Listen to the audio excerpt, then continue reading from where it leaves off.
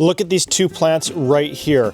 The only difference between them is this one on the left that's really struggling, nearly dead, was planted with store-bought compost, and this one on the right here that's still absolutely thriving in October was planted with homemade compost. But the thing is, most at-home composts are actually really bad. So in today's video, I'm not gonna show you just how to make compost at home, but rather 5 steps to make great compost at home so all your plants absolutely thrive next season.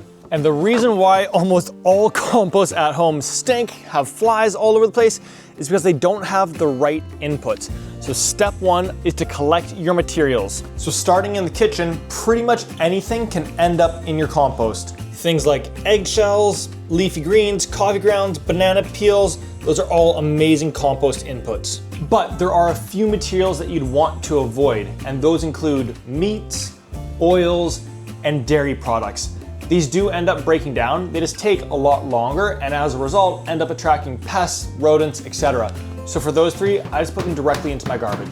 Now the way that I compost these is just in my wrinkle right here, but for the time being, let's assume that we don't have a wrinkle and head out to the garden to collect some more waste. So let's dump those materials in there for right now. And what's amazing about out here, especially at the end of the season, is pretty much everything can end up in the compost.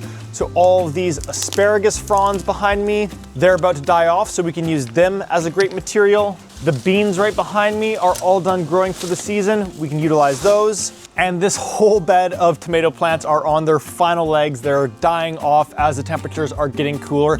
And they also do make great compost material. However, from out here in the garden, there also are a few things that we want to avoid putting into our compost. So the first category is anything that spreads via its roots. So think morning glory, mint, horseradish, any of those, I just put them directly into my green waste bin that goes off to the district where they've got a much larger composting facility. And the reason why is because if that material ended up in your compost, it's very likely some of that root matter is gonna survive. And next year, when you apply that compost, it's gonna start growing. Next thing you know, you're gonna have mint or horseradish or morning glory all across your yard. It turns into a nightmare. Believe me, I've learned it the hard way. Now, the second category is anything that has seeds in it. So think tomatoes, cucumbers, peppers. So when I'm removing plants like this, I always have a separate bucket on hand, and I just drop any of the fruit that have seeds in it into that, and then I just dump those into my municipal compost bin as well. And this isn't as critical, but similarly, the seeds are likely going to be able to overwinter, and then come the spring, they're going to germinate, turn into what's called volunteers, and result in you having to weed them out. Okay, so clearly we have a lot of really great material on hand, but the issue is that this is all really green and high in nitrogen, and we need to balance that out with carbon materials. So step number 2 is to collect carbon materials. So if composting indoors, something like shredded cardboard is a phenomenal input, and it's something I'm always adding to my wrinkle to keep the compost balanced. Now outdoors, without a doubt, my favorite material are leaves. They're in plenty of abundance in the fall, and they break down really easily in the compost. And I actually encourage you to stockpile some so that as you add to your compost over the coming month or 2, now you'll already have your carbon source on hand to add to your pile.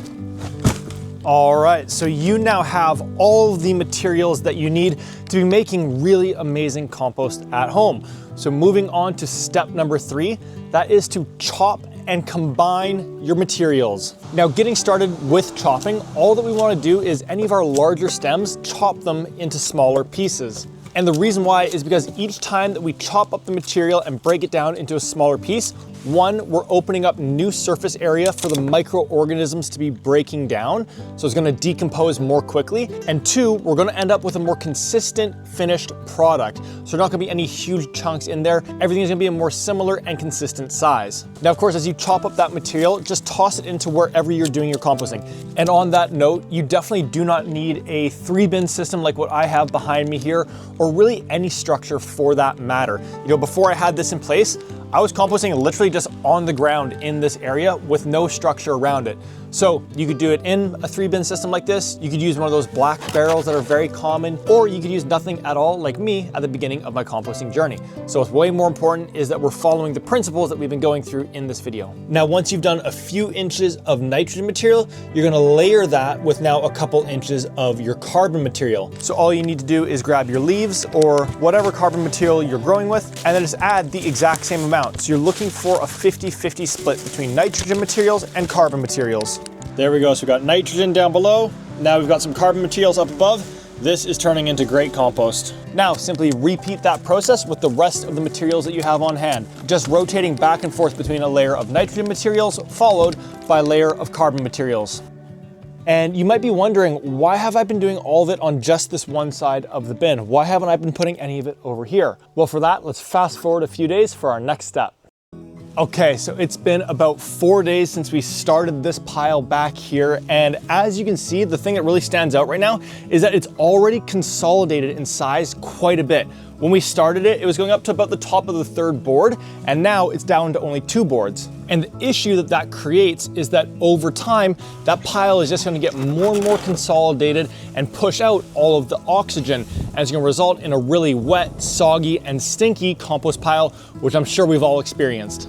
And the thing is, all those microorganisms, bacteria, and enzymes that we're looking to cultivate in our compost, they need oxygen to survive. So, step number 4 is to turn your compost pile. And you only need to do this about once per month or so, and it can be as easy as taking a pitchfork and just lifting the material up to loosen it up. But even more ideally is you flip your pile entirely. And that's why I intentionally left the other half of this bin completely empty, because now I can just shovel it from one side over to the other. Now, of course, that does take a little bit of time and manual effort, which is another one of the reasons why I absolutely love my Wrinkle. See those paddles inside the machine? As they're churning the compost and breaking it down into smaller particle size, by virtue of that, they're also constantly introducing new oxygen so that the microbes and the bacteria in the compost there can continue to stay active and breaking down the compost, which results in a really fast composting process. So take a look at this. I'm gonna take this bowl of waste here, so eggshells, banana peels, coffee grounds, some greens there, and I'm just gonna dump all of it directly into the Wrinkle. Now, this is what it's looking like 6 hours later, and 24 hours later, it's completely indistinguishable from everything else in there. Now, just before we get to our 5th and final step, as you can tell, the Wrinkle takes care of all the hard work. You do still need to put good inputs into it and balance the pile with carbon materials, but after that, it takes care of everything else. And remember that tomato that I showed you at the very beginning of this video? Well, that homemade compost was 100% compost that I harvested out of my Wrinkle. So now, not only have I completely closed the loop in terms of my food waste, but my plants are absolutely thriving as a result of it. So if you want to get your hands on a Wrinkle, take care of all the hard work, simply head down to the link in the description of this video or scan the QR code and use the code MindandSoil10 to get 10% off your order. Now, the 5th and final step is a super easy one, and that is to just stop adding to your pile. See, every time that we add new material in, it's obviously at the beginning of its decomposition process. And if we kept on just adding new material, we'd never end up with fully finished compost.